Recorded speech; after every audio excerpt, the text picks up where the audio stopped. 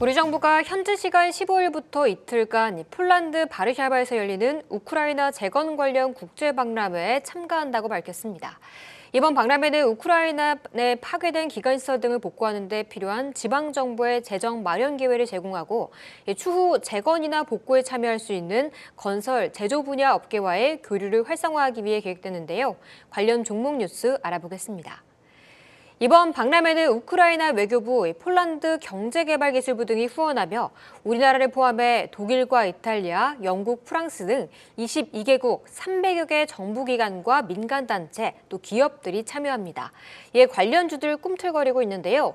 그중 현대두산인프라코어는 7거래일째 외국인과 기관이 함께 강하게 사들이면서 상승세를 보이고 있습니다. 오늘도 오르면서 2.6% 상승하고 있습니다. 농기계업체 TYM은 우크라이나 재건에 관심 갖고 초반부터 참여하고 있습니다. 그 TYM이 북미 시장에서의 양호한 실적에 힘입어 사상 최대 매출을 앞두고 있는데요. 북미에서 트랙터 판매를 중심으로 매출을 늘리면서 첫 1조 클럽 입성을 기대하고 있습니다. 주가도 사흘 만에 반등하고 있습니다. 오늘 현재 빨간불 켜내주면서 1% 가까운 상승 나타내고 있습니다. 현대건설기계가 인도네시아 자카르타에 부품 공급센터를 구축하고 정식적으로 운영하겠다고 밝혔습니다. 이 센터는 굴착기와 휠로더 등의 건설기계 부품을 확보해 신속히 공급하는 물류 거점으로 현재 미국과 중국, 벨기에, 아랍에미리트, 브라질 등 현대건설기계의 핵심 판매 지역을 중심으로 운영되고 있는데요. 인도네시아의 시장성을 보고한 투자 잘 이루어지길 바라보겠습니다. 오늘 전반적으로 빨간불 켜내고 있지만 연이틀 약세를 보이고 있습니다. 현재 그래도 낙폭 줄여가면서 0.1% 약보합권에 거래되고 있습니다. 지금까지 재건 관련 종목 뉴스 알아봤습니다.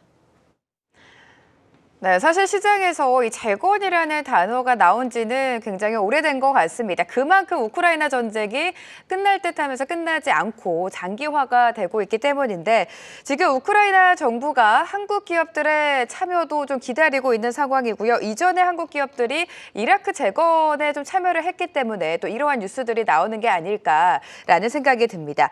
자, 우크라이나 정부 지금 민간 자본 유치에 좀 적극적으로 나서고 있는데 재건이라는 이슈 지금 이 시기에 시장에서 봐야 할까요? 재건이라는 네. 이슈가 계속적으로 이야기가 나오고 있기 때문에 뭐 아예 배제할 수는 없다라고는 생각을 하고 예전만큼의 있고요. 상승을 또 이어갈 수 있을지가. 그게 이제 계속 전쟁이 장기화되다 보니까 네. 정말 지금 이 순간에 재건에 들어가는 게 맞는가? 이러한 이제 맞아요. 생각이 들 네. 수밖에 없는 부분이다라고 좀 보시면 될 것 같고요. 다만 이제 이 외신에서 나온 내용들을 좀 보게 되면은 EU에서는 러시아 동결 자산을 이제 우크라이나 재건에 사용해야 된다는 요청이 들어오고 있다. 이에 따라서 뭐 실무 그룹을 지금 구성을 하고 있다. 뭐 이러한 내용들이 계속적으로 나오다 보니까 이런 부분의 순환매적 관점에서 한 번씩 움직일 수 있지 않을까라는 부분으로 생각을 하고 있고요. 또 하나는 아까 말씀을 하신 것처럼 이라크 관련돼서 우리가 재건 사업에 참여를 했었잖아요. 그 부분에서 확실히 늘어났던 부분이 있었었는데 그것이 정말 이 전쟁이 끝나게 되고 이제 우리가 우크라이나 재건 사업에 참여를 하게 됐을 때 그런 부분에서 확실히 우리가 다시 한 번 더 수혜를 볼 수 있는 부분이 있지 않을까라고 생각을 해볼 수 있는 것 같습니다. 그래서 이라크 이 재건 사업에서 우리가 늘어났던 부분을 좀 보게 되면은 굴삭기 수출이 상당히 많은 부분 늘어났다라고 이야기가 나오고 있는데요. 이 이라크 굴삭기 수출을 보게 되면은 재건 사업 에 이제 들어가게 될 때 한 4.5배 정도가 더욱더 많은 부분 늘어나게 됐던 부분이 있었거든요. 이런 부분을 지금 다시 한 번 더 우크라이나 재건 사업이 시작이 되게 되고 만약 거기에 들어가게 됐을 때는 당연히 국내에 있는 굴삭기 업체들 같은 경우에는 이러한 부분에 있어서 매출액이 늘어날 수 있지 않는 이런 기대를 자연스럽게 해볼 수 있는 부분이다라고 보시면 될 것 같고요. 다만 이제 지금은 아무래도 재건 산업이 이제 이야기로서만 나오다 네. 보니까 조금 더 작은 업체인 뭐 현대 에버다임이라든지 아니면 데모라든지 이런 중소형 업체들 중심으로 더욱더 매매가 활발하게 이루어지고 있는 것이 아닌가라고 생각을 해볼 수 있는 것 같습니다. 자, 재건이라는 관련주로 사실 상승세를 보였던 시기도 있었는데요. 전쟁이 계속해서 이어지면서 재건에 대한 기대감이라고 할까요? 좀 한풀 꺾인 상황인 거는 맞는 것 같습니다. 그렇기 때문에 재건 관련주 다른 호재도 좀 보면서 네. 재건을 봐야 되지 않을까라는 생각이 들거든요. 네, 지금 네. 우리가 뭐 우크라이나 재건 관련돼서 이렇게 어떻게 될 것이다라고 말할 수 있는 그 입지는 아닌 것 같고요. 주목되는 것은 건설 기계 쪽에 이렇게 관련된 종목들이 움직이고 있으니까 어떻게 되는가를 살펴봐야 되겠죠. 제가 볼 때는 기대감인 것 같습니다. 왜냐하면 어느 정도 좀 가시화되고 확정되기 전까지는 기대감이 작용할 수 있는 구간이고, 더불어서 최근에 이제 튀르키예의 시리아의 어떤 재건에 대한 부분 얘기가 나오고 있지 않습니까? 그래서 좀 안타깝게도 많은 분들이 이제 뭐 돌아가시고 이렇게 했었는데, 거기에서 이제 경제 손실이 107조 원 손실이라고 그러더라고요.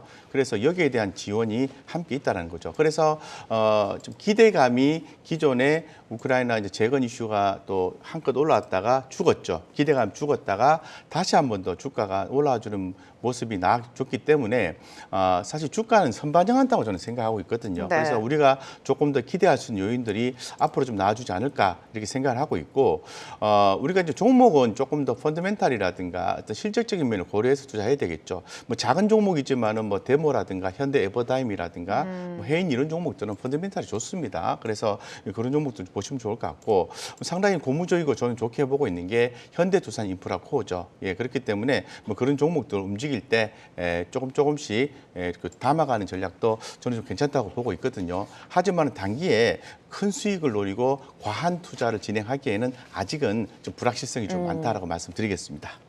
지금 이 시점에 단기 트레이딩을 보고 투자를 하기에는 좀 제한이 있지 않을까라는 이야기를 해주셨는데요.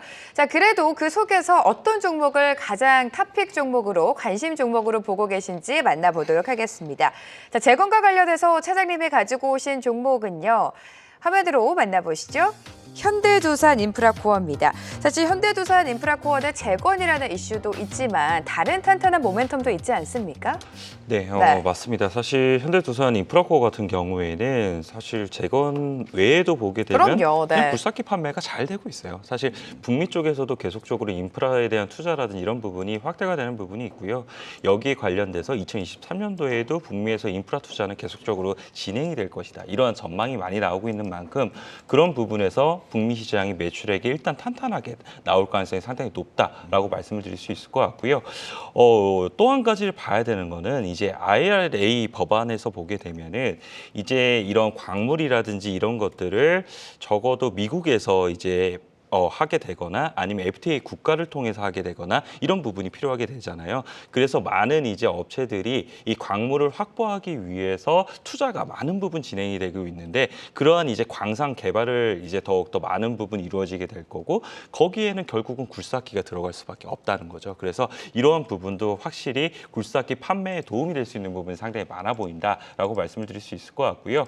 또 한 가지는 중국이 다시 한 번 더 나올 수밖에 맞아요. 없게 될 네. 텐데, 중국에서도 이제 리오픈이 진행이 되게 되면은 경기 부양 정책이 부동산 쪽으로 다시 한 번 더 나올 가능성이 상당히 높아 보여요. 이미 부동산 정책 관련돼서 완화에 대한 부분이 상당히 많은 부분 진행이 되고 있고, 이에 따라서 부동산에 대한 건설이라든지 이런 부분이 다시 한 번 더 붐이 일어나게 되면은 중국 매출액 같은 경우에 매출이 사실상 가장 조금 못 올라왔던 부분이었었는데, 중국 매출까지 좋아지게 됐을 경우에는 굴삭기 판매에 관련된 부분이 모두 다 좋아질 수 있다라고 좀 말씀을 드릴 수 있을 것 같고요. 이제 굴삭기 이를 제외하고 나서도 보게 되면은 엔진 공급에 대한 부분도 요즘은 봐야 되지 않나라고 좀 생각을 해볼 수 있는 것 같습니다.